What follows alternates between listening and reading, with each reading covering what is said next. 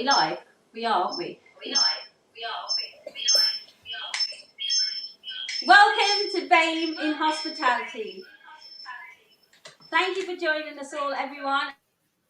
We are celebrating Diwali all over again. Now, did any of you see what happened on the 11th of November? What an extraordinary event.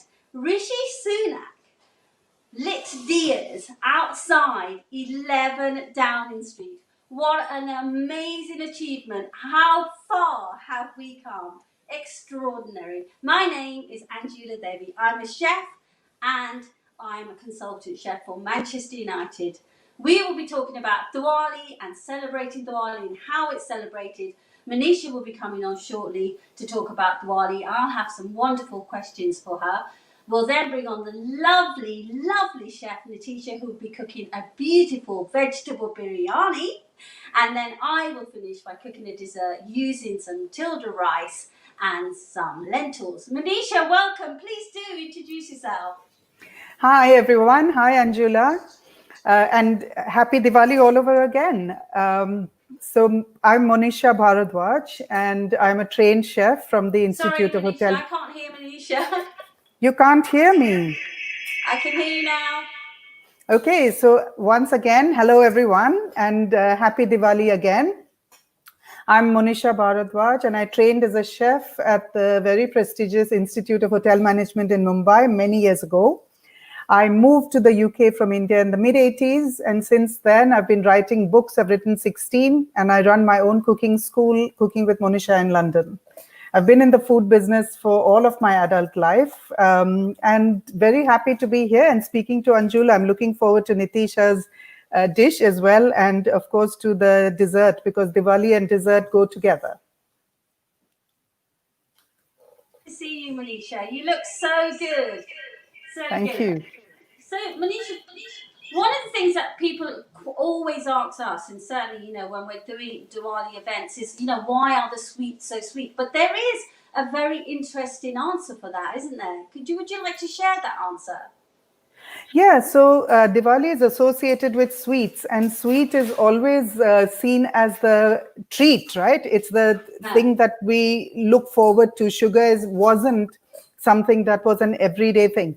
But also importantly, when people visit each other at Diwali, and in India, of course, and amongst Indians all over the world, it is a celebration of visiting friends and family, etc. So when you visit people, you take them a gift, and that gift usually is of sweets, or mithai as we call it.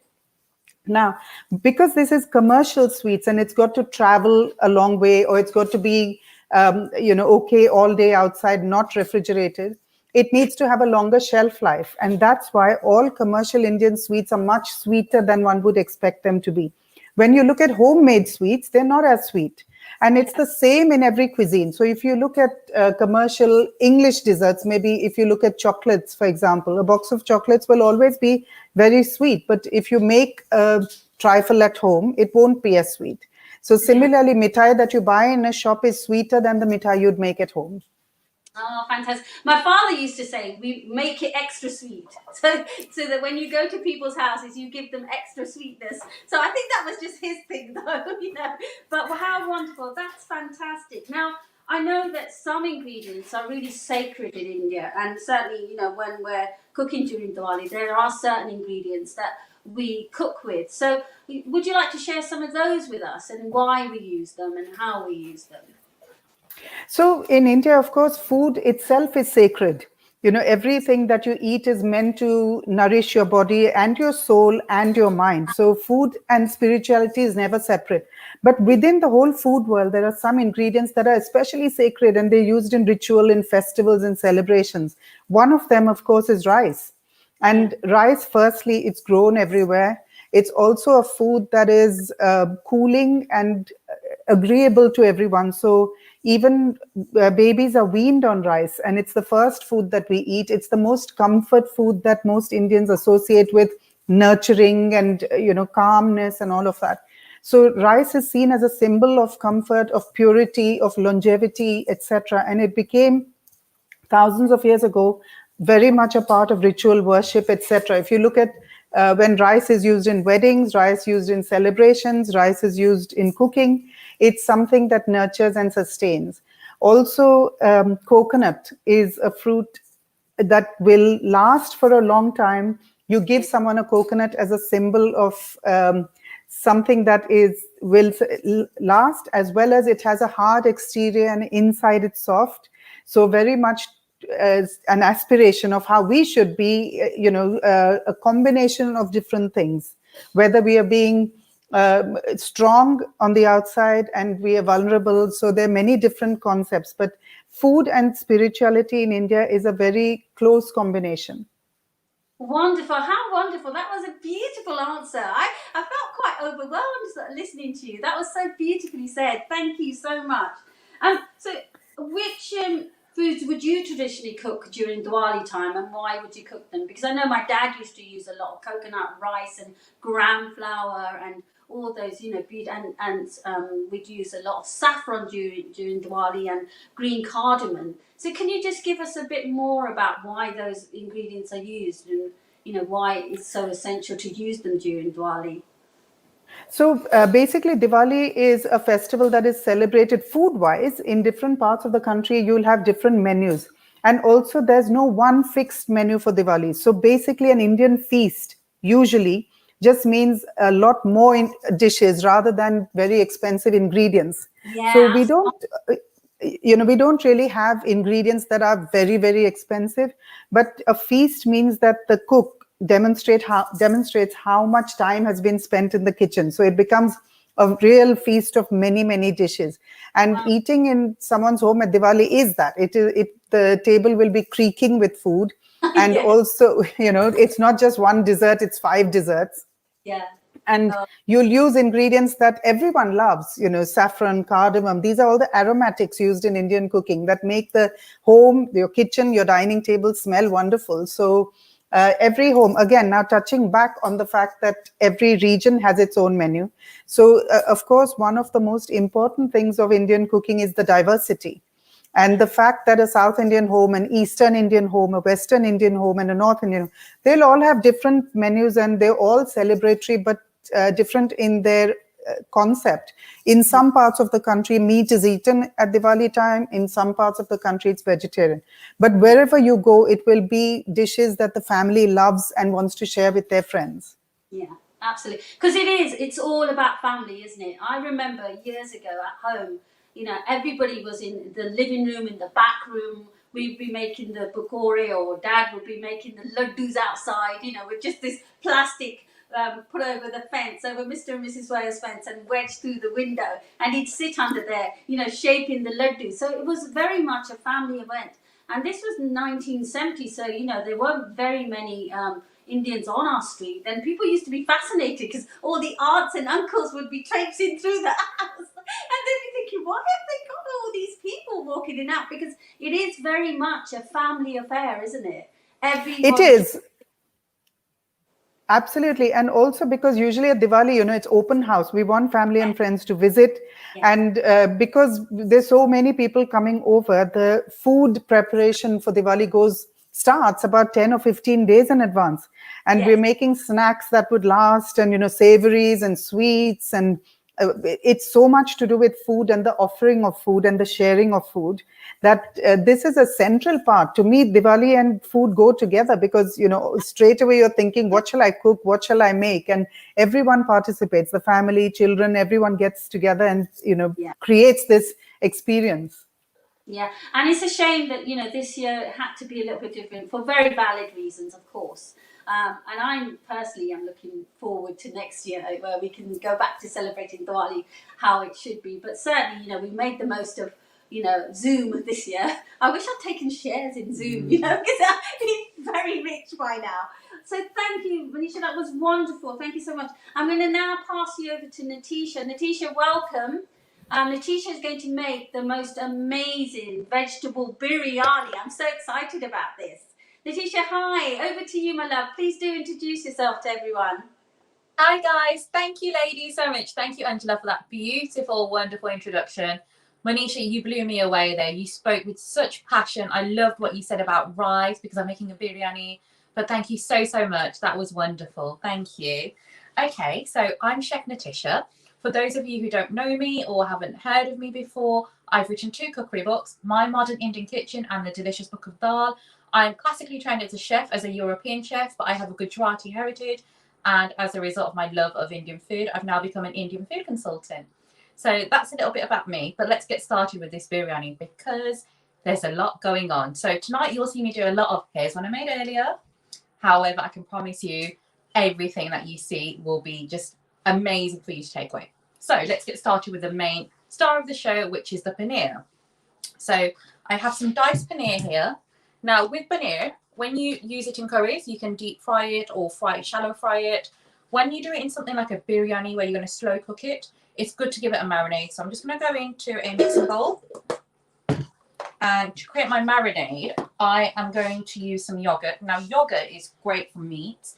It's a great tenderizer. So here I have some natural yogurt and that's 1/3 of a cup. So that's going in. And like I said, it's a tenderizer. It'll help keep that paneer soft. And also it will just create a wonderful coating. It just kind of coats around those cubes. And then let's go with some spices. So it is Diwali and Diwali is all about the colour. So first of all, I'm going to use my favourite spice, turmeric. I'm going to go, actually, I'm not going to use a tablespoon. I'm going to go in with a teaspoon. So I've got a teaspoon of turmeric, a teaspoon of cumin. So this is cumin that I made today. Freshly ground, so aromatic, so earthy. One of my favourite spices. Then to balance that earthiness, I'm going to go in with some ground coriander powder. So coriander powder is a little bit more citrusy, so that will balance out the flavours.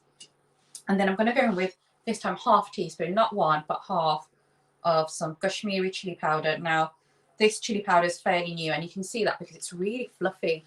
So it's a wonderful spice when it's fluffy. And then for colour, 1 teaspoon of paprika powder. And then a bit of salt for some savouriness. So I'm going to go in with half a teaspoon of salt. And then the juice of half a lemon. Now, just because this is a veggie dish doesn't mean that it's not going to have the same impact as a lamb or a meat biryani would. When we talk about biryanis, we often think, oh, it's going to be really meaty. However, for me personally, I mean, I'm a meat eater, but I get the same satisfaction from doing vegetable biryanis because a biryani is all about the flavour. And you can do that with paneer, with whole chunks of vegetable. There's so many ways around it.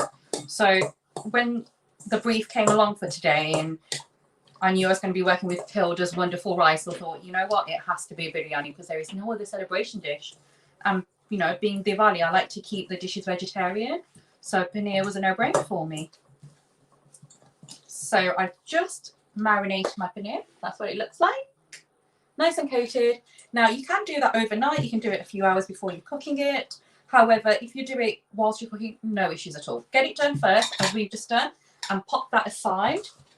And then next, I'm going to bring in my trusty stove, my little portable stove, and we are going to get on our biryani sauce. So a biryani sauce is meant to have all the flavour of the biryani because we're going to have layers of rice sauce. And what we want is to flavour that par-cooked rice with as much flavour as possible coming through the sauce. So let's do that. So to get started, I am going to go in with some ghee. If you don't use ghee, you can use vegetable oil, but I love ghee. I love the flavour of ghee. And a biryani is a really elaborate dish. So when you're doing elaborate dishes, it's nice to kind of go all out, I suppose. Go all out with some ghee. So I've gone in with 2 tablespoons there. And now what I'm going to do is infuse that ghee. So whilst the ghee is just melting in that pan, I'm going to go in with some whole spices. So whole spices are quite woody, so it's important that you cook them first. This way, what you're doing is extracting all their essential oils into your ghee or your vegetable oil. So whilst my ghee's melting, I'll put you through my spices. So first of all, here I have some cassia. Now, cassia is an outer bark of cinnamon. And it's a little bit more stronger than average cinnamon. It's a bit more woody, aromatic. There's more of a depth of flavour. So because it is a biryani, we're all about the flavour. So I'm going to go in with 2 thick pieces there. So I've had 2 thick pieces go in. Then I'm going to go in with some star anise. So again, one of my favourite spices, just a wonderful flavour. I'll show you what it looks like. Nice and Christmassy, nice and just just a nice spice. It's got a natural sweetness to it as well, a bit like fennel. So I'm going to go with 2 of those. And then the queen of spice that the ladies touched upon, cardamom pods. So these are green cardamom pods, and often in biryani around India they use black cardamom, but I find it's quite smoky and it's perfect for meat. If I was going to do a lamb biryani, I would use black cardamom. However, today I don't want to overwhelm it too much, so I'm balancing it out with the green cardamom. So I'm just going to swivel my pan and let those spices just kind of just relax and dance away. And once they relax, they're releasing their own natural oils. So that's step 1. Step 2 is your seed spices. So one of the main seed spices we use is cumin seeds, which just has a wonderful flavor. So that would be step 2. And it's really important that you let these seeds just sizzle and crackle, because if you don't, what happens is you get a little crunch, and it's quite unpleasant when you're eating the finished dish and you get this crunch and you just don't get that same burst of flavor as you would if the seeds are sizzled and crackled. So I'm just going to let that sit in there in the oil, and once they've sizzled, I'm going to go in with some onion. Now, when it comes to curries, I'm all about the softening of the onions. There's nothing I hate more than getting crunchy onion, and that step can take anything from about 25 minutes to 45 minutes. However, it is crucial, especially in something like a biryani. So guys, if you're going to do this at home, good tip, please, please, please make sure your onions are cooked out. And here's some I did earlier. So this is about 3 onions, very finely chopped, and I just cook them for about 45 minutes. Slow cook them, just fry them, nothing special, just salt, oil, onion, and just slow cook them. And it will save so much time. And to be honest, it's great to do anyway, not just for a dish like this, but if you have a busy lifestyle, there's nothing worse than coming home, cooking and waiting for your onions to cook, waiting for your tomatoes to cook. So it's little shortcuts like that where we can save a lot of time. Now, because my onions are cooked, all I need to do is warm them through today. Now, going back to the oil, well, going back to the ghee rather, we need to use all of our senses. So I'm looking at it and I can see it sizzling. I'm listening to it and I can hear the seed sizzling. I'm smelling it and it smells amazing, because the spices are releasing their own aromas, which is all 3 indicators that it's ready. So I'm now going to go in with my onion. So I'm going to use all of that fried onion. So I don't need to cook the onion, I just need to warm it through. And just to create a little bit of a base flavour in there, I'm just going to go in with a little bit of salt. As a chef, one of the things I learned from an early stage is to season as you go. I've worked with a lot of chefs actually when they just cook and they season right at the end, and it just doesn't have the same flavour. So not just Indian cuisine, but any cuisine, a good tip is to always make sure that you're seasoning as you go. Okay, so the onions are just warming through beautifully there. And whilst my onions are warming through, I want to talk to you about one of my secret ingredients. Not so secret because I'm sharing it with you all now. However, I suppose many Asian households do this. This is my Holy Trinity paste. So this is a paste of fresh ginger, fresh garlic, fresh green chilies, which have all been blended together, preserved with vegetable oil and salt. It's something that we do, say, once a month. We do it once a month, and then we get loads of tubs ready and we just keep it in the fridge, and we use it in anything from marinades to curries to sauces to even dressings sometimes. And it just smells so fresh. And I know you can buy jars and tubes of chili paste and garlic paste, but there's nothing more satisfying than doing it yourself.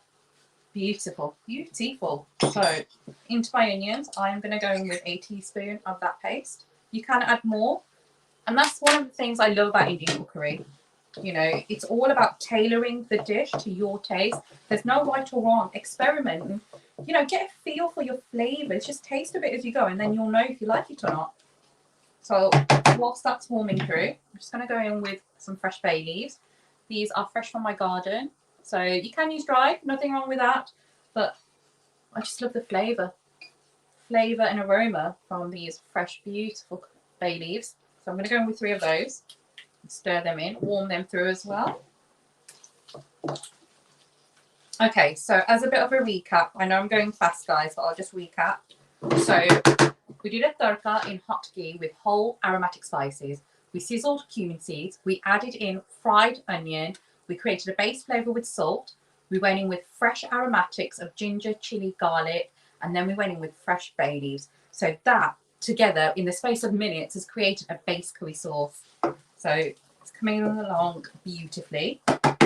Now, the next thing I'm going to do is build on that flavor. And that's what Indian food is all about. You know, you have a base and you keep building and building and building until you're happy.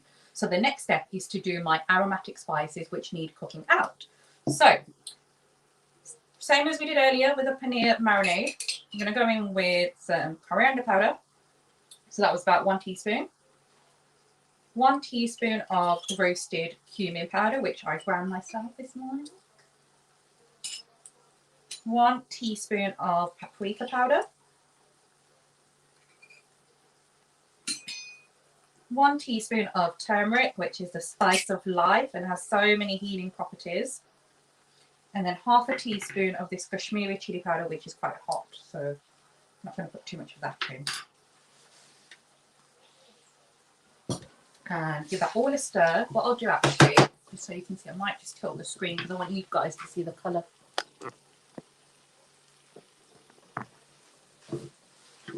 So white onions, and it's just, for me, as a little girl, this is one of my favourite things to do. Like stirring in the spices and just watching whatever you're cooking transform. So beautiful. Look at that. Beautiful. Stirred it all in. And those spices will need about 2 minutes, 1 or 2 minutes just to cook out with spices. And this is where a lot of people go wrong. So once that's frying out, I'll bring it back into my face. So this is where a lot of people go wrong with Indian cookery. When they put their spices in, they think that because it's a powder, it doesn't need cooking out and you can just add your tomatoes in. Wrong. Spices do need frying out. And if you don't fry them out, you're left with this raw, sawdust, powdery texture on your palate, even in the end product. And this step is crucial. So guys, if you're going to do curries at home or sauces, please, please, please do fry your spices out because it makes the world of difference. So this had about a minute. And I'm using a lovely, lovely, lovely pan today, which is non-stick. However, if it wasn't non-stick, then sometimes you see the spices dry out the pan and just catch. If that happens, just add in a splash of boiling water. Just loosen the pan. Not too much, but just enough to loosen your onions. Okay, so the pan no longer smells raw. So I think we're ready to go into the next step.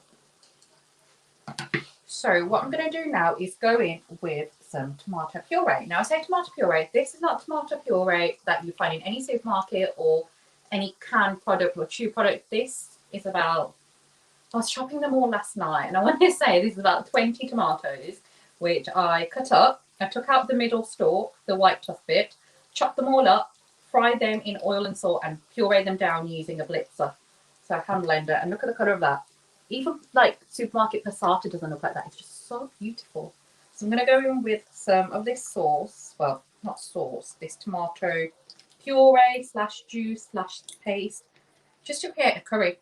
Just to create a wonderful curry sauce. I'm going to loosen it up and just tilt it down. You can see that has just transformed again. And again, that's another shortcut ingredient and it's great to do in advance. It's great to have in your fridge. It will last for a few days. So if you know you're going to be making a curry that takes forever or biryani, do this in advance. Have your onions ready, have your tomatoes ready. Absolutely nothing wrong. I'm going to tilt that a little bit more. Okay, so like I said, the tomatoes are cooked and there's no need to slow cook them or fry them out for ages. So the next thing I'm going to do now is going with my veg. Straighten that up. So this is veg that I pre-prepared yesterday and it's already been diced and par cooked. So normally if you're going to do it from scratch, that's fine. You just add your veg into your sauce and you simmer it all until your veg is all soft and tender. However, we don't have that time. So I've already cooked my veg. So this is 1 cup of carrots, which is about 3 carrots, 3 medium-sized carrots, medium diced, about 1 centimetre diced, and they've just been parboiled until soft. So that's going in. Then the same with potato. I've got about 1.5 centimetres there. They're a little bit bigger than the carrots. So that's 3 small potatoes, which I've already diced and parboiled, so they're nice and soft and cooked through. Then I have 2 cups of cauliflower florets. So this is a cauliflower which I chopped up into small florets, not big and chunky like an aloo gobi, but just small bite-sized pieces. Par cooked, everything's cooked. You get the gist, basically. That's going in. And then I have some green beans. So 1 cup of green beans, park up again. And then some frozen peas. So they haven't been cooked. They've been sat out for a bit, so they're defrosted, but they're not cooked. So that's all going in.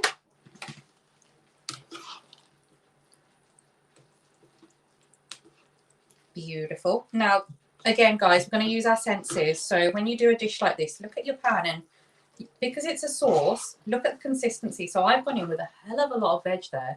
So if it needs a little bit of loosening up, add a little bit more tomato puree.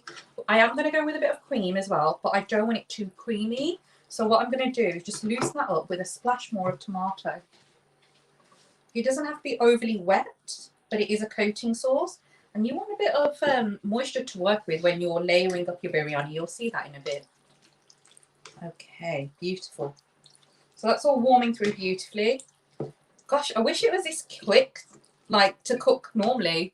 But no, not everything can be cooked in advance, my end. It's a good job I did this prep. Okay, so that's all simmering together. You can see that the vegetables are looking very happy in that sauce. So what I'm going to do now is work on the end spices. We've worked on the whole spices, we've worked on the middle powder spices. Now let's talk about end spices. So for these, I like to use them not too far at the end. I don't want them to remain raw. However, I don't want them to be cooked out and stewed, because sometimes the flavour of certain spices you want to keep as it is, like when you add it in the pan. So examples are kasturi methi. So this is dried fenugreek leaf, which is wonderful. I love it. One of my favourite spices. Such a depth of flavour. And it's smoky. And it's actually a great cheat for if you're going to do tandoori style dishes and you haven't got a tandoor oven. This works a treat because it's so smoky. So I'm going to go in with a sprinkle of that. I'd say about a tablespoon. And then I'm going to go in with some homemade garam masala. So I'm going to go in with a teaspoon of that. Garam masala varies from family to family, regions of India, different states of India. It's quite a personal dish to so many people. And it's a recipe that's usually handed down in families. So we've got our family blend of garam masala, and that's what I use in everything. And then I'm also going to go in with a good quality biryani masala. And I just have to smell this because it's so fragrant. It's so, so good. So I'm going to go in with a teaspoon of that. And like I said, guys, you know, these are spices that I don't want to cook for too long. I want to warm them through and just let them relax and release their wonderful flavours into my sauce.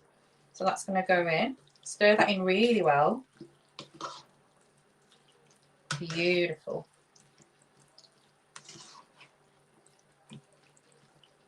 And give that about 1 or 2 minutes. Just stir it in.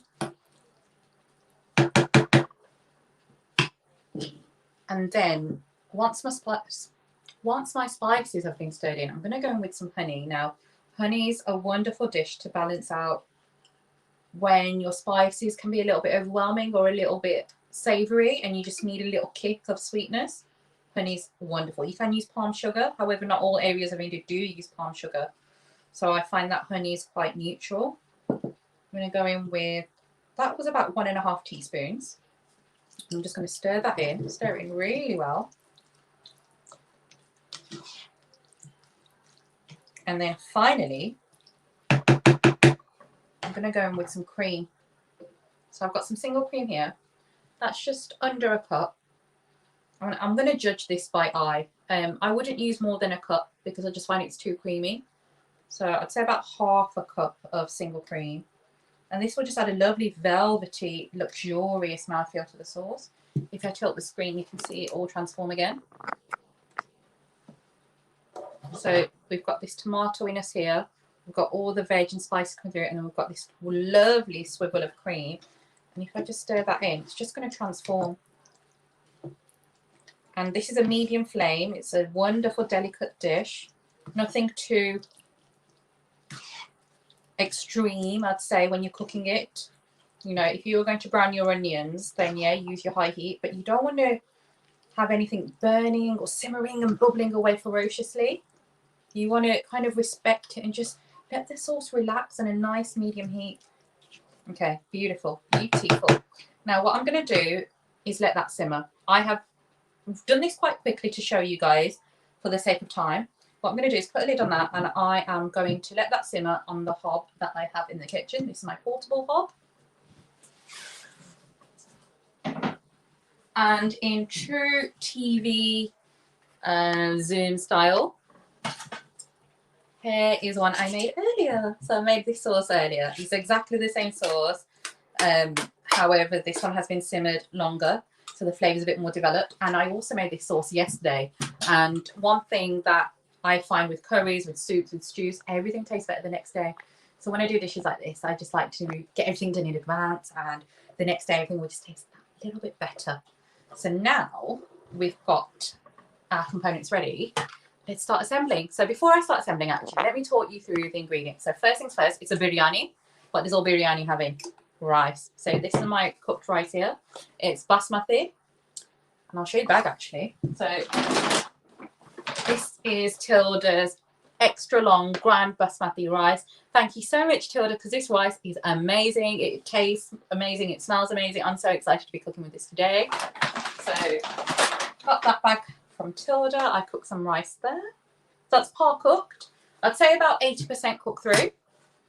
Then I have the sauce that we've just made. Then I have some fried onions. So these are crispy fried onions, and I just deep fry them until they went this colour.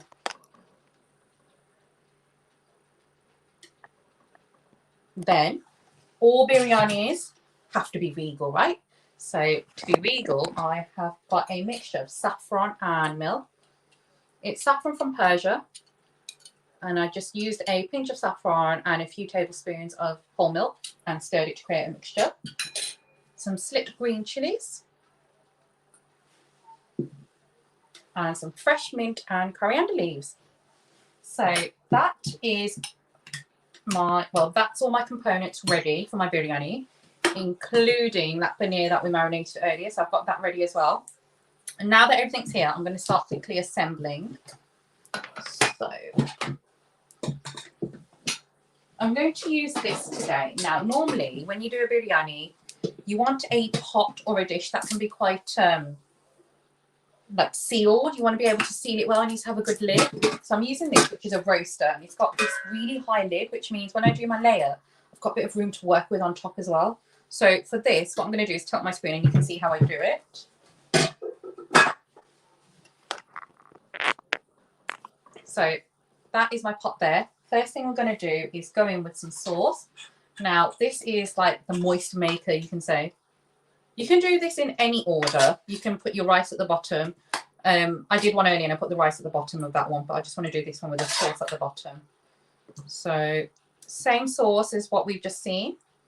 And I've just created a wonderful little moist maker there. This will help the rice not dry out.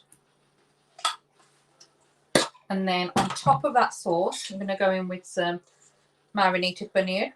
Just a few squares there. One of these size dishes, I think, will feed about 5 to 6 people easily, depending on how hungry you are. So that's the paneer. And then next, I'm going to go in with some rice. So I've got some par-cooked rice here. And I'm just going to scatter that. Never, ever, ever, guys, press your biryani down. It's got to be nice and loose. So enough rice just to cover that bottom layer there.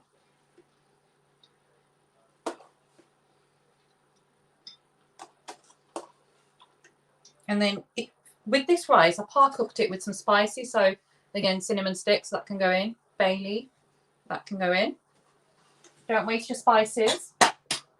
And now what I'm going to do is flavour this layer of rice here. So first of all, for a little bit of luxuriousness, I'm going to go in with some organic ghee. Tablespoon there, nice drizzle. Then some saffron milk. Lovely colours going on. Lovely smells. Oh, so, so good. Once I've done my saffron, I'm going to go in with some crispy fried onions, which for me, a biryani isn't complete without. You need these onions. They create so much flavour. Beautiful. And then for heat, some chilies. Not too much. I think about 3 per layer. So 3 layers spread out. And finally, for some fresh flavours, coriander and some fresh mint leaves, which once it's baked and you cut open, well, you take off the lid and you get that smell, you get a real whiff for these herbs, for the mint and coriander. And I'm just going to arrange them so it's not overcrowding and everything's spaced out. There's good distribution. Beautiful. Amazing. So what we're going to do now, guys, we're going to do it all over again. So I'm going to go in again with some biryani sauce. I think I've got too much sauce, guys, because I've got this batch and I've just made up a batch as well. So I'm going to find something to do with all this biryani sauce. So I'm just going to create a nice layer. Just cover everything that you've done up. Get a good mixture of all that veg, that lovely sauce. And then we're going to go in with some more paneer. I think I'm going to use up all the paneer in this layer. I've got some on that bottom layer, but I'm just going to add it all in now. And you want to space things out evenly, guys, because when you're cutting into a biryani, you're seeing it from top and you can't see where everything is. So if you're serving this at your dinner table at a Diwali dinner party, you need to make sure that, you know, you're being fair, guys. You want to make sure that everyone's getting a bit of everything. A bit of paneer, a bit of spice, a bit of herbs. Okay, that is all my paneer evenly spaced out. And now we're going to go in with our last layer of rice. Just love this rice. Love it so, so much, Tilda. Fantastic rice. Just brilliant quality. And again, that's been cooked. So when I did my rice, I rinsed it out. And I did this about 10 times as well. Rinsed out this rice 10 times. And then I cooked it until it was halfway cooked with some boiling water and some whole spices. So I had bay leaf, cinnamon, cloves, cardamom pods. And then I put the lid on and then I let it steam until it was about 75% cooked. And then I took it out, and as it's rested throughout the day, it's actually about 80% cooked now. So spread that out evenly. Cover the paneer with your rice. And I think that'll be our last layer. So I'm going to try and make it look pretty. So again, exactly what we did before. Saffron.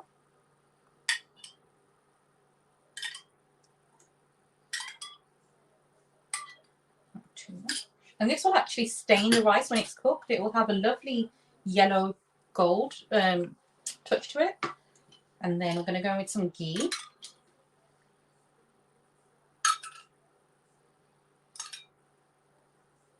Beautiful. And then we're going to go in with some crispy fried onions.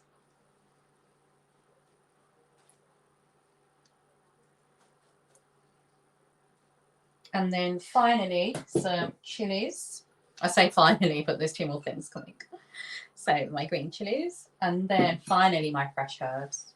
Let me bring that down a little bit more. Let's see it.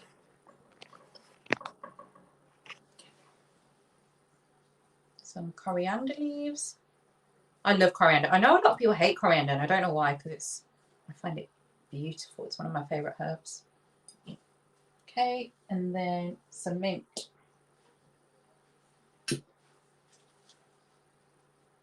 Beautiful. Okay, so that is the biryani done, assembled. Now, I can just roast it like this with the lid. It's got a fantastic lid. However, that's not good enough for me. I don't want to lose any of this flavour. So with biryanis, you're locking in flavour, and it's really important to retain as much of that flavour as possible.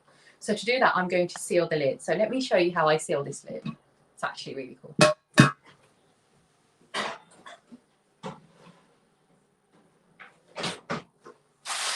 So again, in true Zoom TV Peter style, here's some dough I made earlier.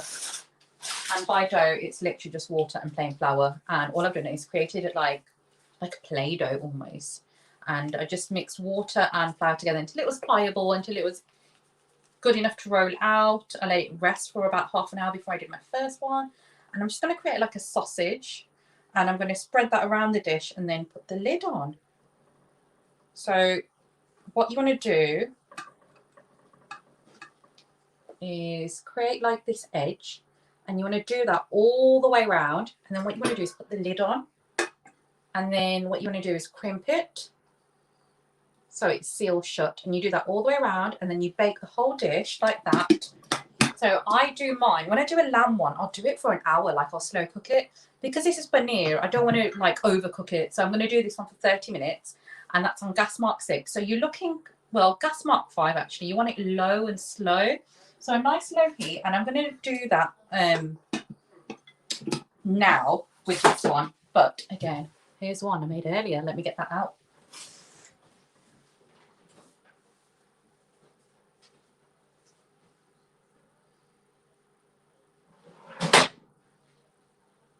Okay guys, so here's one I made earlier. So you can see that that dough has actually baked. And I'm going to open it with you guys. This is my favourite moment of a biryani, especially a lamb biryani. But I'm going to cut it here with you. No pressure. I'm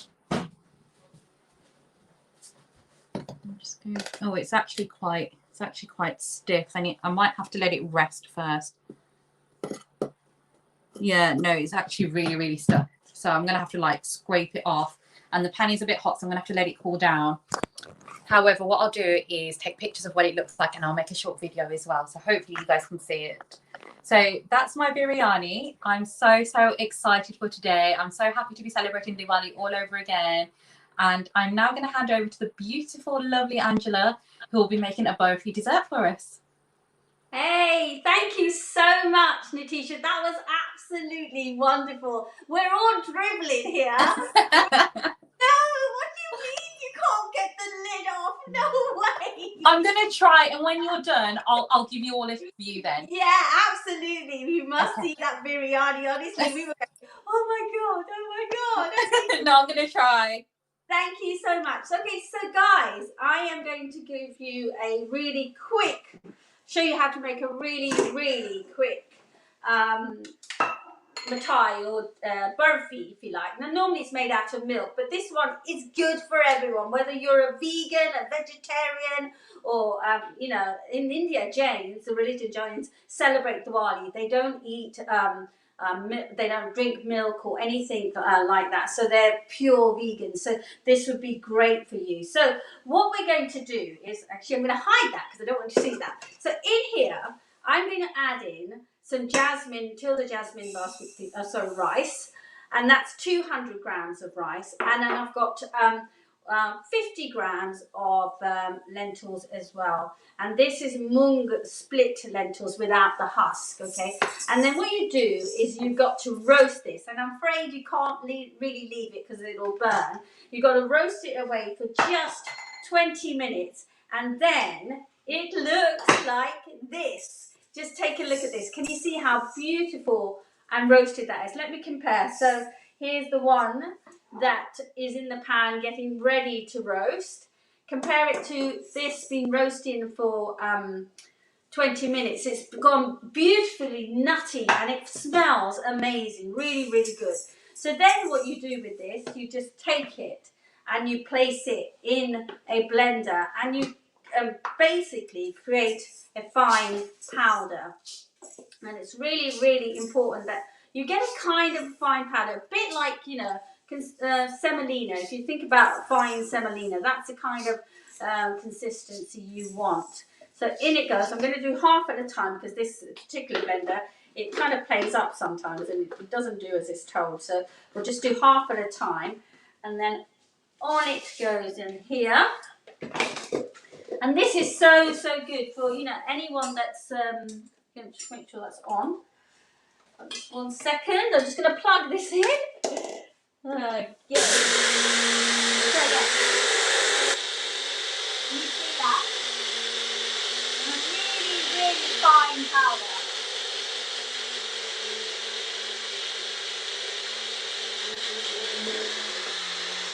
And there you go. I'm going to just open it up for you so you can see. Can you see that? Look, can you see that? Can I get that to the camera? Yeah, brilliant. Nice and fine. And then I'm just going to drop that into our bowl and do the rest. So can you see how lovely and fine that is? And, you know, adding lentils to, you know, something like burfi just adds a nutritional value, which is really, really great. we're going to use a syrup made out of jaggery.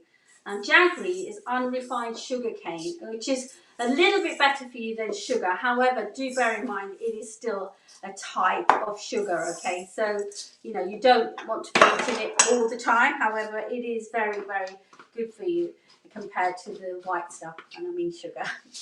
Okay, so we're just going to whisk that up.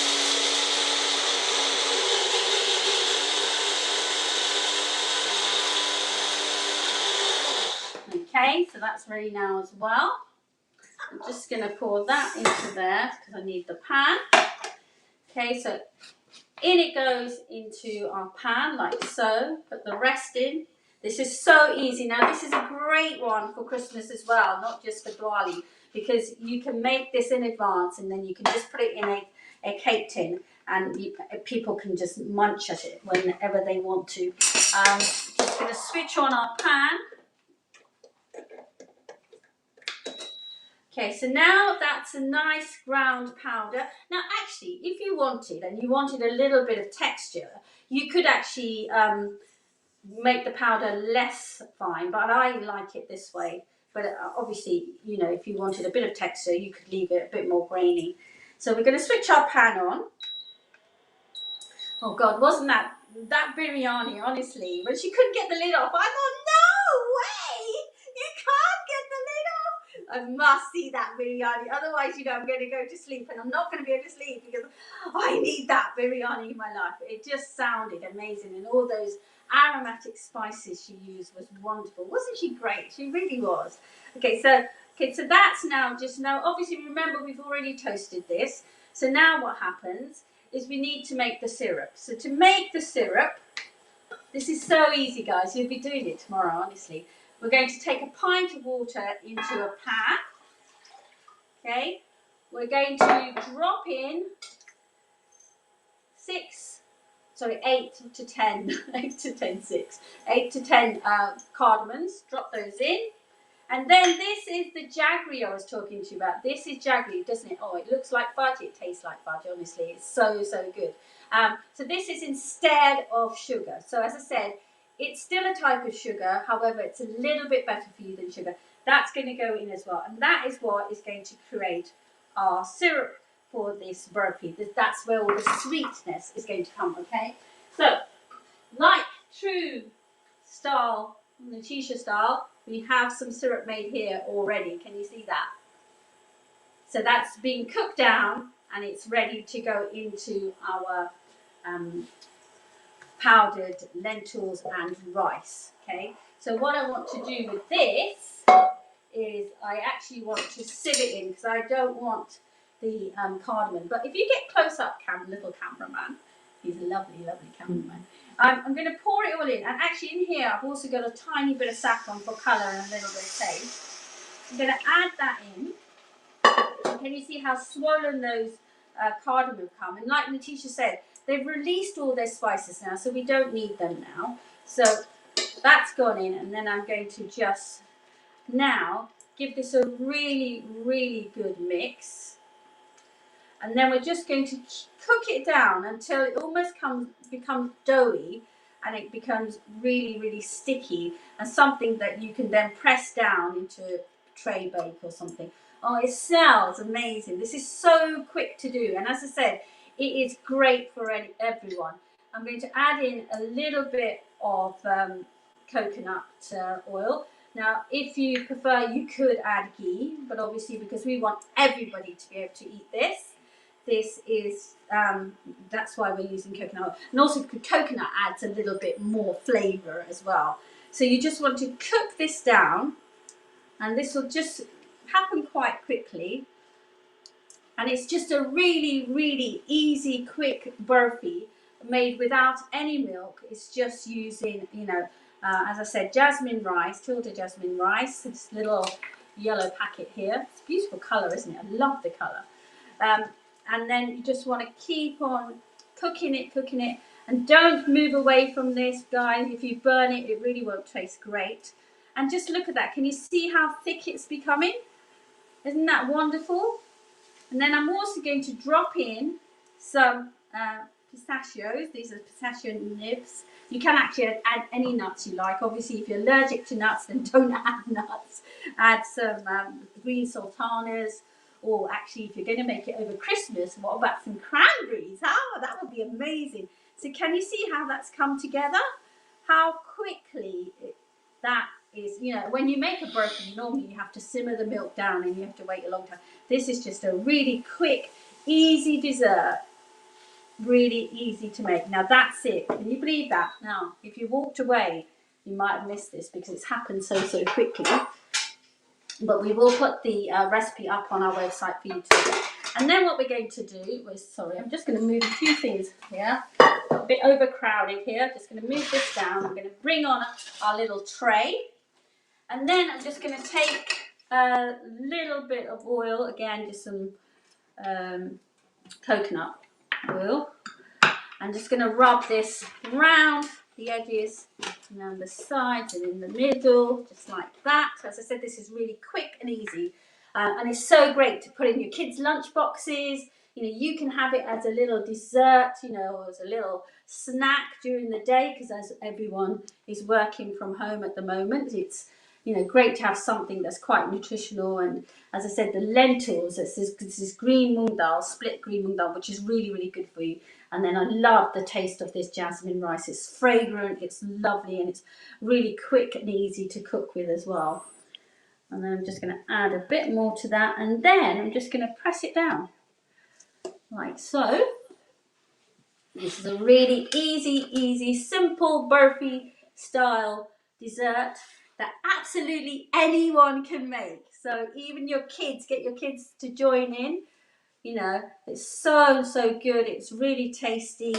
As I said, it's great for your lunch boxes, great for snacks while you're working from home. And there you go. Press it down, and then I'm going to take a few more pistachios or any nuts you like. You can actually top it with some fresh coconut, which is really nice. And then I'm just going to simply press down so that they all sit very, very nicely.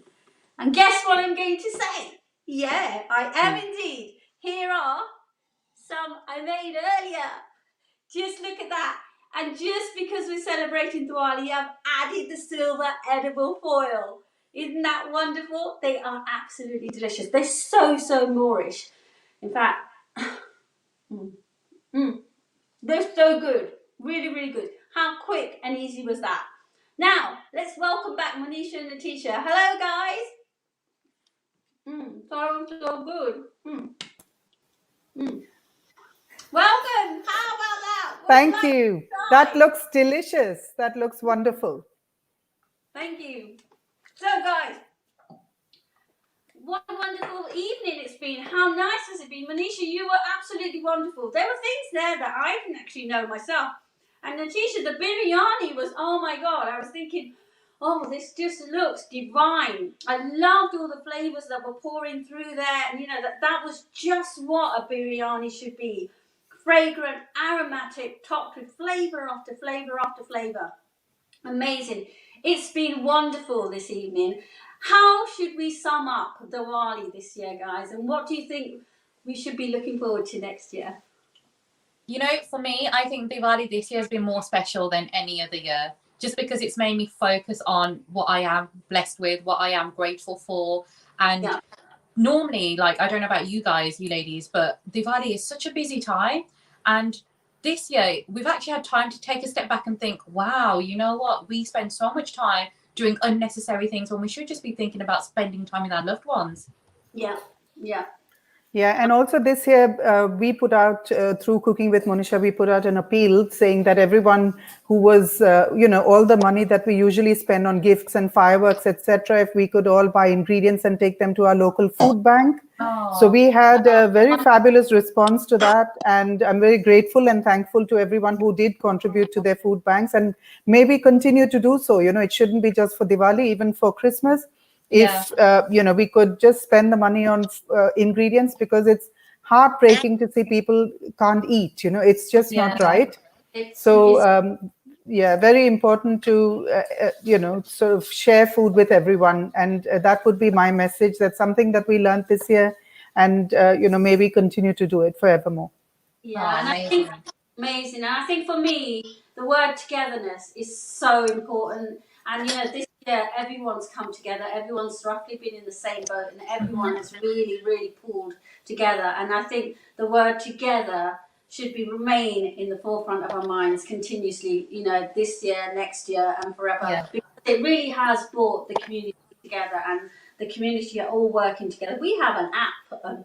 For everyone on the street, so if anyone's in trouble or needs something to from the shop or can't get to the shop, we WhatsApp each other, and someone says, I'm in a bit of trouble, can you do this, can you do that? And every street you need your own WhatsApp, and that's what happened. Community spirit has become alive, and that is amazing. So all that remains to be said is thank you, Bayman Hospitality, and thank you, Tilda, for joining us tonight, and thank you for sponsoring us.